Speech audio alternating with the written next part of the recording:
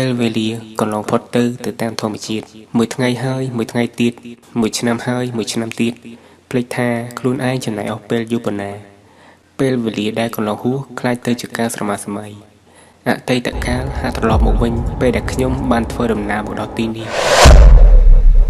បើគេមិនចាប់អារម្មណ៍នឹងផ្លូវលំក្រហមដ៏តូចមួយខ្សែមួយដែលបត់ចូលទៅក្នុងចំការដើមស្វាយរាប់សិបហិកតាដ៏សែនស្ងាត់ជ្រងំគេនឹងពុំមានឱកាសបានស្គាល់នៅវិទ្យាល័យដ៏ធំស្កឹមស្កៃមួយដែលលាក់ខ្លួនយ៉ាងស្ងៀមស្ងាត់កណ្ដាលព្រៃព្រឹក្សាដ៏សុខទ្រព្យនេះទេតើមាននរណាទៅជឿទៅថាកណ្ដាលចំការដ៏សែនស្ងប់ស្ងាត់សូន្យឈឹងដែលស្ទើរតែរកមនុស្សម្នាគ្មានបែរជាមានវិទ្យាល័យកម្ពស់ពីរជាន់តម្រៀបគ្នាប្រៀបដូចជាមហាគ្រឹះដែលចាស់ទ្រុឌទ្រោមស្មៅវស្លែដោះជំចិត្តហើយនោះគឺជាអតីតកាលរបស់ខ្ញុំវិទ្យាល័យដែលខ្ញុំធ្លាប់រៀនបទពិសោធន៍អនុស្សាវរីយ៍ល្អៗនិងជាពិសេសវាក៏ជាកន្លែងមួយដែលធ្វើឲ្យខ្ញុំមិនអាចនឹងបំភ្លេចបានចំពោះរឿងទាំងប៉ុន្មានដែលធ្លាប់បានកើតឡើងកាលពីអតីតកាលនៅក្នុងវិទ្យាល័យវិទ្យាល័យដ៏កណ្ដាលកណ្ដែងមួយនេះនៅមានរឿងជាច្រើនទៀតដែលនរណាក៏មិនចង់រំលឹកពីវាហើយថ្ងៃនេះខ្ញុំក៏បានឈានជើងចូលទៅរកអតីតកាលទាំងមិនដឹងខ្លួនឆ្នាំ2011ថ្នាក់ទី8កតាមទម្លាប់ក្រោយពីញ៉ាំបាយថ្ងៃត្រង់ហើយខ្ញុំចូលចិត្តដើរទៅរកបន្ទប់ណាដែលស្ងាត់ដើម្បីអង្គុយអានសៀវភៅតែម្នាក់ឯងព្រោះនេះគឺជាទម្លាប់របស់ខ្ញុំនៅចាំបានថាថ្ងៃនោះដោយសារតែនៅអគារដែលខ្ញុំសិក្សាមានមនុស្សច្រើនពេកខ្ញុំក៏បានឡើងទៅលើអគារជាន់ទី2ដែលស្ថិតនៅយ៉ាងឯកោខាងក្រោយគេបំផុតដែលវាត្រូវបានគេបោះបង់ចោលជាយូរយារណាស់មកហើយវានៅដាច់ឆ្ងាយពីគេដើមឈើដុះសុបទ្រប់ត្រជាក់ល្ហឹមម៉ោងប្រហែល12ថ្ងៃត្រង់បរិយាកាសក្នុងសាលាស្ងប់ស្ងាត់ខ្លាំងណាស់សិស្សមួយចំនួនធំក៏បានត្រឡប់ទៅផ្ទះអស់ហើយដែរនៅសល់តែប្រហែលជា 4-10 នាក់ប៉ុណ្ណោះដែលមានផ្ទះនៅឆ្ងាយរួមទាំងខ្ញុំផងដែរសំឡេងជើងរបស់ខ្ញុំបានបោះចំហៀនម្ដងមួយចំហៀន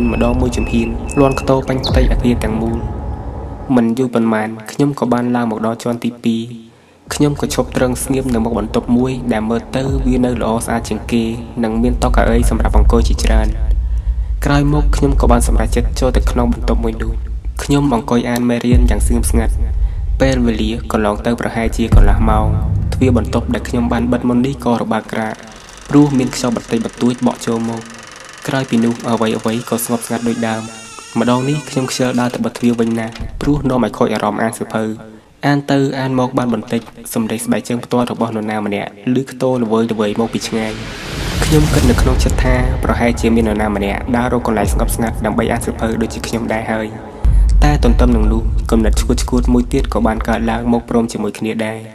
ខ្ញុំស្រមៃតែឃើញទស្សនវិជ្ជារូបរាងខ្មោចដែលធ្លាប់បានឃើញនៅក្នុងទូរទស្សន៍ចំខណៈពេលដែលខ្ញុំកំពុងតែអង្គុយតែម្នាក់ឯងទៀតគ្រាន់តែគិតភ្លាមរោមដៃក៏បាច់ច្រាងភ្លាមមួយរំពេចស្របពេលជាមួយគ្នានោះសំឡេងជើងដើរក៏កាន់តែចូលមកជិតឡើងខ្ញុំតាំងចិត្តរួចជាស្រេចហើយថាបើម្នាក់នោះពិតជាដើរចូលមកក្នុងថ្នាក់រៀននេះមែនខ្ញុំនឹងមិនងើបមុខមើលជាដាច់ខាតខ្ញុំមិនធ្វើអ្វីទាំងអស់ធ្វើដូចជាមិនបានឃើញមិនបានឮអ្វីទាំងអស់ខ្ញុំនឹងឆ្ងល់មុខអានតែសៀវភៅរបស់ខ្ញុំព្រោះខ្លាចជួបនៅគំនិតឈួតដែលបានស្រមៃទុកម្យ៉ាងខ្ញុំក៏មិនចូលចិត្តអើពើនឹងរឿងអ្នកដទៃប៉ុន្មានផងអ្វីដែលខ្ញុំនឹកស្មានទុកក៏បានកើតឡើងមែនសំឡេងសម្រាប់ជើងនោះបានឈប់ស្ងៀមនៅមុខបន្ទប់របស់ខ្ញុំទោះបីជាការព្រេងរបស់ខ្ញុំសម្លឹងតែតួអក្សរនៅក្នុងសៀវភៅក៏ដោយតែក៏ទទួលអារម្មណ៍ថាម្នាក់នោះកំពុងតែសម្លឹងមើលមកខ្ញុំតាំងចិត្តថាមិនងាកមើលតែខំតាំងអារម្មណ៍អានសៀវភៅក៏មើលមិនចូលដូចគ្នា2នាទីកន្លងផុតទៅអ្វីនៅត្រឹងមួយកន្លែងគេមិនបានបញ្ចេញសំឡេងបន្តិចសោះឡើយហើយក៏មិនទៅណាឡើយគឺឈរនៅត្រង់នោះដូចដើមមិនអាចឡើយខ្ញុំមិនអាចធ្វើជាមិនដឹងមិនឮទេខ្ញុំត្រូវតែប្រមូលភាពក្លាហានមើលទៅគេថាគេគឺជានរណាបើមិនដូច្នេះទេខ្ញុំនៅមិនសុខឡើយខ្ញុំដួចក្រឡេកមើលទៅខាងក្រោមជើងមួយគូគឺជាជើងរបស់មនុស្សស្រីដែលគ្មានពាក់ស្បែកជើងសោះអារម្មណ៍ផិតភ័យរបស់ខ្ញុំបានកើនឡើងបេះដូងចាប់ផ្ដើមលោតញាប់ញើសក៏ចាប់ផ្ដើមស្រកចុះតាំងពីក្បាលរហូតដល់ខ្នងបានបន្តិចនាងក៏ចាប់ផ្ដើមបោះជំហានចូលមកក្នុងថ្នាក់នេះហើយខ្ញុំក៏នៅតែគ្មានភាពក្លាហានងើយមើលមកគេដដែលបើត្រចៀករបស់ខ្ញុំស្ដាប់មិនខុសនោះទេនាងប្រហែលជាអង្គុយនៅខាងក្រៅខ្នងរបស់ខ្ញុំនេះឯងបន្ទាប់មកអ្វីក៏បានស្ងប់ស្ងាត់ដូចដើមខ្ញុំមិនសួរនាំមិនងាកមើលនាងឡើយនាងក៏មិនបានសួរនាំខ្ញុំដូចគ្នាបរិយាកាសជុំវិញមានតែសំឡេងសត្វចាបតុកកែនិងសំឡេងខ្យល់ដែលបក់មកម្ដងម្កាល ទីនេះហាក់ចាប់ផ្ដើមត្រជាក់ប្លែកផ្ទៃមេឃចាប់ផ្ដើមបាត់បង់រស្មីបន្តិចម្ដងដោយចំនួនមកវិញនៅពពកខ្មៅជប់ចិត្តយើងទាំងពីរនាក់អង្គុយអានសៀវភៅយ៉ាងស្ងប់ស្ងាត់តែរៀងៗខ្លួនមួយសន្ទុះក្រោយមកខ្ញុំក៏សម្រេចចិត្តចាកចេញពីទីនេះព្រោះឃើញថាចិត្តដល់ម៉ោងចូលរៀនវិញហើយ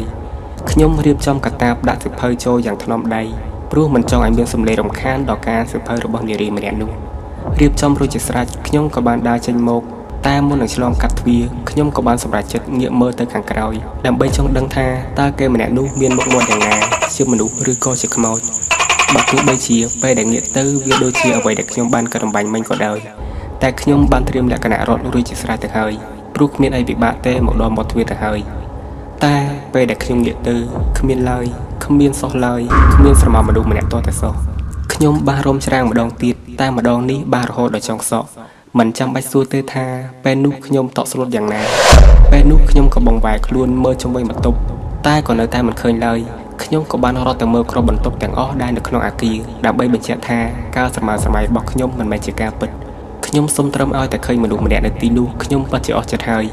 តែទីបំផុតនៅក្នុងអគារចំណាស់ទាំងមូលនេះមានតែខ្ញុំម្នាក់ឯងទេគ្មានសូម្បីស្រមោលមនុស្សម្នាក់មិនបានគិតច្រើនទៀតទេខ្ញុំរត់គេចចេញពីទីនោះយ៉ាងលឿនតាមតែអាចធ្វើទៅបានរត់ធ្លាក់ចណ្ដាលផងកាត់វាលកាត់ផុកដួលច្រងាប់ច្រងល់គ្មានដឹងឈឺបន្តិចសោះឡើយខ្ញុំរត់ចាក់ចេញពីទីនោះដោយសុវត្ថិភាពមកដល់កន្លែងតូបលក់បាយដែលមានមនុស្សច្រើនបន្តិចទើបធ្វើឲ្យខ្ញុំបានកក់ក្ដៅនៅក្នុងចិត្តអង្គុយចុះបានបន្តិចស្រាប់តែមានអារម្មណ៍ថាឈឺចុកចាប់ពេញខ្លួនមើលទៅជើងឯនោះវិញចេញឈាមរហាមហើយចាប់តាំងពីពេលនោះមកខ្ញុំក៏មិនដែលហ៊ាននៅក្នុងថ្នាក់ម្នាក់ឯងទៀតឡើយព្រោះខ្លាចជួបនៅរឿងរ៉ាវដ៏រន្ធត់បែបនេះម្ដងទៀតបើទោះបីជាវាគឺជាអតីតកាលដែលធ្លាប់បានកើតឡើងអស់រយៈពេលជិត10ឆ្នាំមកហើយតែបទពិសោធន៍នៅលើកនោះក៏បានធ្វើឲ្យខ្ញុំនៅដិតដាមនៅរូបភាពទាំងប៉ុន្មានមកដល់នឹងសពថ្ងៃនេះចុះពេលនេះមិនក៏ខ្ញុំហ៊ានដើរចូលទៅក្នុងសាលាកំសត់នេះទៀតហើយ